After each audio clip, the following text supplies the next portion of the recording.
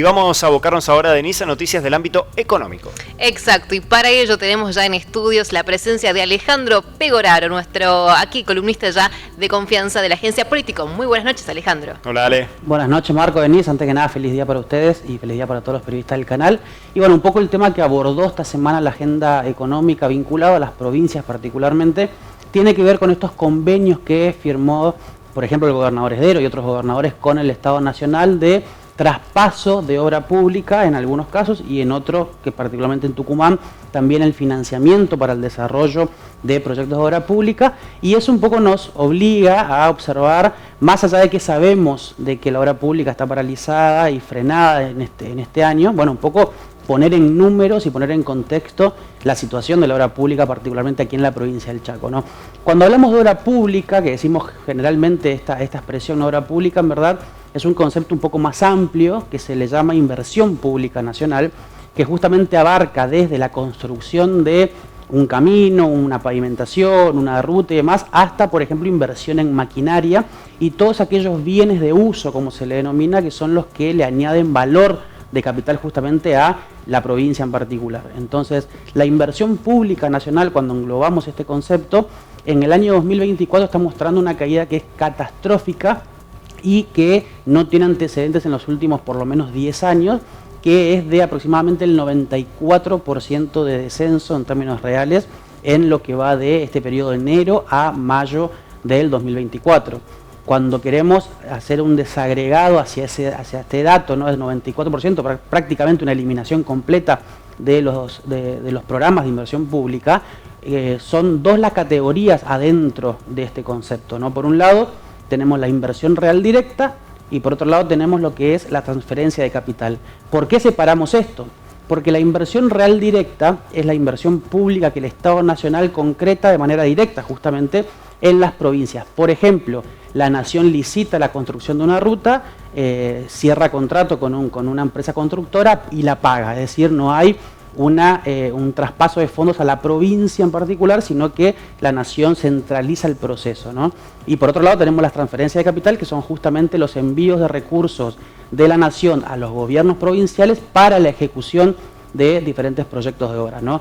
Como vemos en pantalla, ambos conceptos que componen la inversión pública muestran caídas muy fuertes y en volúmenes de dinero que son, más allá de que uno hable de 2.000 millones de pesos, son realmente volúmenes muy bajos. Si podemos seguir un poquito para atrás, por favor, a la producción para seguir ese tema. Son volúmenes todavía bajos de dinero en relación justamente con lo que se invierte en obra pública. La inversión real directa cae un poquito por debajo del 80% en términos reales y la transferencia de capital cae en 99,7%, prácticamente una desaparición total, que totalizando menos de 100 millones de pesos, ¿no? Ahora, si queremos ver esto un poquito a lo largo de los años para contextualizar qué tan fuerte es la caída esta de la que estamos hablando, y ahí sí pasemos de vuelta a la placa que estaba anteriormente, cuando uno analiza históricamente los últimos 8 años, por lo menos 2016 a 2024, para el periodo enero-mayo de todos estos años, si lo medimos a los precios de hoy, ¿no? Para evitar la distorsión que genera la inflación, vemos que en la inversión real directa, por ejemplo, es el volumen más bajo y por lejos el más bajo de la serie histórica, lo que representa justamente esta profunda caída y profunda paralización de los proyectos de inversión en todo el país. Y cuando vemos en las transferencias de capital, vemos una situación prácticamente igual, con el agravante de alguna manera que estos 81 millones de pesos que se llevan ejecutados en transferencia de capital no significan presupuestariamente ni siquiera el 0,5% de un presupuesto provincial en este caso, lo que naturalmente implica una virtual desaparición de fondos y que además fueron fondos que fueron aplicados a cuestiones más bien administrativas, ni siquiera a proyectos de obra, ¿no?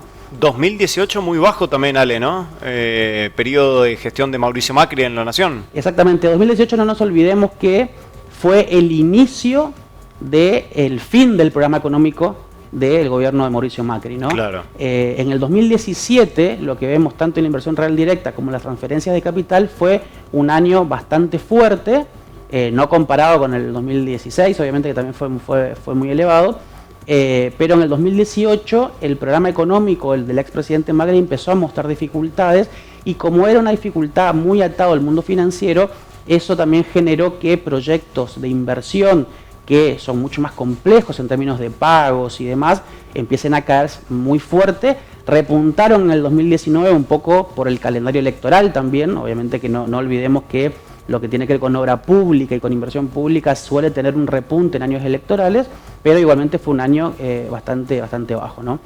Y ahora, como para cerrar la cuestión Chaco particularmente, si pasamos a la siguiente placa, y la siguiente, una más por favor, en este monto de dinero que hoy estamos hablando de ejecución en la provincia del Chaco, tanto por inversión real directa como por transferencias, vemos que dentro de la inversión real directa hay un concepto, un puntito que se llama construcciones, que justamente es lo que tradicionalmente le decimos obra pública, ¿no? Porque ahí vemos a los obreros trabajando en una ruta, en una escuela, en la reparación de desagües y demás. Son un poquito menos de 2.500 millones de pesos los ejecutados este año en ese concepto, pero un punto que no es menor destacar es que la mayoría de los fondos que se destinaron a este concepto, al igual que en la inversión en maquinaria, provienen de créditos externos. Ustedes recordarán que hace más o menos 2 o 3 meses, cuando estábamos hablando en este mismo estudio respecto a qué tanto podían cortarse las transferencias discrecionales o no automáticas del Estado Nacional a las provincias, hablábamos de que hay muchos fondos que se categorizan dentro de las transferencias no automáticas que derivan de créditos externos para financiar proyectos de inversión justamente, ¿no? Sí. Que son créditos con el BID, el Banco Mundial, con el Fonplata, con la CAF, etcétera, organismos internacionales, ¿no? Bueno, lo que la enorme masa de mejor dicho, la mayor parte de la masa de los fondos ejecutados hasta ahora, que son nulos, prácticamente son muy bajos, provienen justamente de estos remanentes de crédito externo que han quedado y no provienen mayoritariamente del Tesoro Nacional, lo que de alguna manera ratifica y profundiza la decisión del gobierno de Javier Milei de no financiar proyectos de obra pública. Y además, cuando uno dice, bueno, pero ¿dónde se ejecutó? Porque no estamos viendo ahora, también una gran mayoría, un gran porcentaje de estos recursos fueron destinados a los pagos de certificaciones anteriores. Es decir, que estamos hablando quizás de septiembre, octubre, noviembre del 2023, son saldos que van quedando remanentes y se van cancelando con una ejecución de presupuesto de este año, ¿no? Por lo tanto, para resumir, la situación de la inversión pública nacional en la provincia del Chaco, ya sea de forma directa o vía transferencias, está en un piso que es histórico y que resta por ver de alguna manera cómo va a evolucionar en el segundo semestre de este año a partir de este traspaso de obras del Estado Nacional a las provincias. Pero hay que tener en cuenta que el convenio que firma el Estado Nacional con el Chaco principalmente es un convenio justamente de traspaso, no de financiamiento. Por lo tanto, nada asegura en esos convenios, no hay una formalización de un acuerdo en donde diga que el Estado Nacional aportará un monto de dinero particular para justamente el desarrollo de los proyectos de obra pública, sino que le pasa de alguna manera la autorización legal para que la provincia continúe con los procesos ya sea licitatorios o de aquellos que ya están en ejecución y que hoy están paralizados momentáneamente y se pueda reactivar y demás, ¿no? Entonces, las provincias se enfrentan al desafío, obviamente, de hacerse de recursos para poder financiar los proyectos de obra pública y que de esa manera también toda la industria de la construcción, por un lado, pero también de los servicios que están conexos a la construcción, empiezan a mostrar cierta recuperación después de caídas que han sido históricas también en los primeros meses de este año. Recordaremos en el Chaco particularmente, en marzo, la caída de los puestos de trabajo en la construcción rozó el 60% interanual, que es un récord histórico también de caída, y naturalmente, bueno, se requiere que desde el Estado nacional y provincial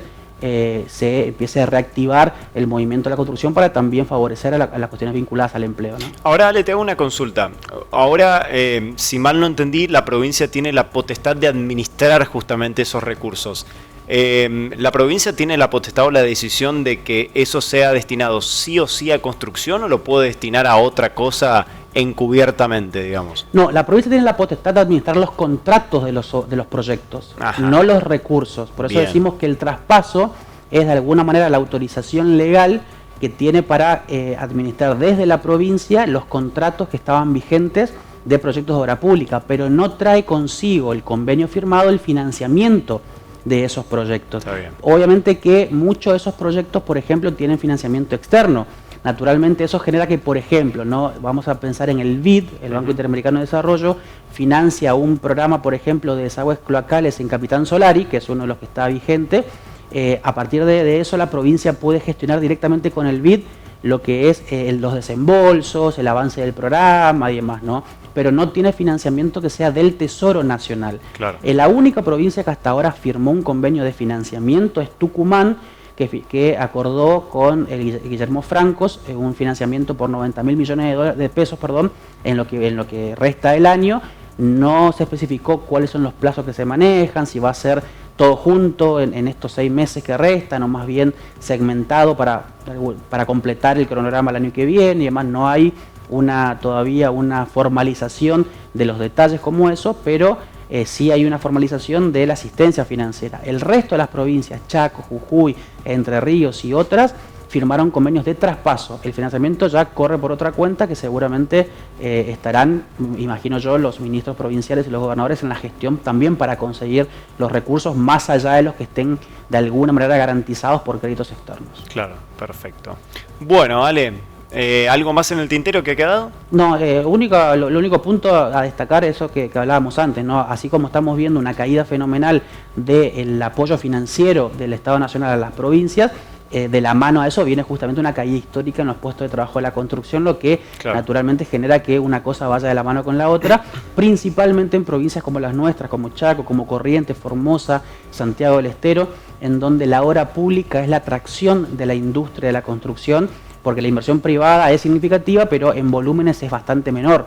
Entonces, naturalmente, si el Estado se corre de lo que es el financiamiento y la promoción de obra pública, la industria de la construcción, que es una industria altamente expansiva al resto de la actividad económica de las provincias, se cae como estamos viendo ahora, y eso genera obviamente mucho más desempleo y también una afectación directa en perjuicio obviamente de las industrias locales que de alguna manera abastecen a la construcción, y eso es una cadena obviamente negativa que termina dando como resultado un aumento primero que nada del desempleo y obviamente también de las condiciones de vida de la gente.